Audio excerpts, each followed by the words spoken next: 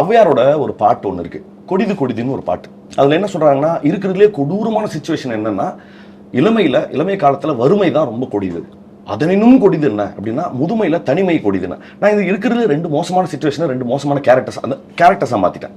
டெல்லி கணேஷ்க்கு வந்து ரொம்ப ஏஜ்டான ஒரு ஆளு, ரொம்ப தனிமையில் இருக்காரு. நான் இவங்க ரெண்டு பேரும் கொலைட் ஆகுறாங்க.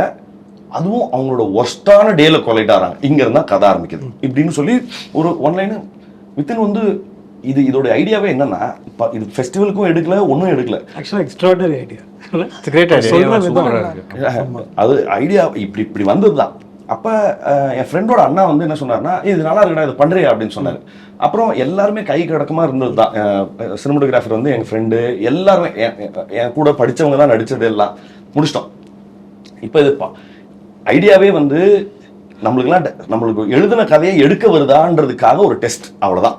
மற்றபடி வர ஒன்றுமே கிடையாது. இப்போ இது சும்மா இருக்கு, இது எதனா அமுச்சு விடலான்னு சொல்லிட்டு தான் ஃபெஸ்டிவலுக்குலாம் அமுச்சு விட்டது. அப்புறம் அந்த லண்டனில் புரோக்கன் நக்கிள் ஃபெஸ்டிவலோ இல்லை நியூயார்க் இந்தியன் ஃபிலிம் ஃபெஸ்டிவலில், அப்புறம் வந்து கலிஃபோர்னியாவில் ரெயின் ட்ரீன்ஸ், அதில் பெஸ்ட் ஃபிலிமா, இது மாதிரி உலக நாடுகள்லாம் போச்சு சார்.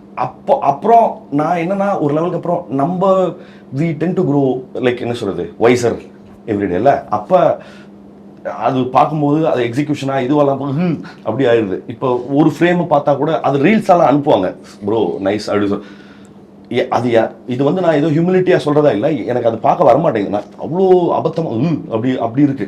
ஓகேவா, அதுவுமே வந்து ஒரு ஃபெஸ்டிவலுக்கான இப்போ வினோத்லாம் நமக்கு ரொம்ப க்ளோஸ் ஃப்ரெண்டு, வினோத் ராஜ்லாம். அவர் ரொம்ப பிரெத் டேக்கிங்காக இருக்கும் அவரோட சீக்வன்சஸ். அவர்ஸ் அவர்கிட்ட கதை பேசும்போது இது ஒரு 6-7 கதை பேசியிருக்கோம்.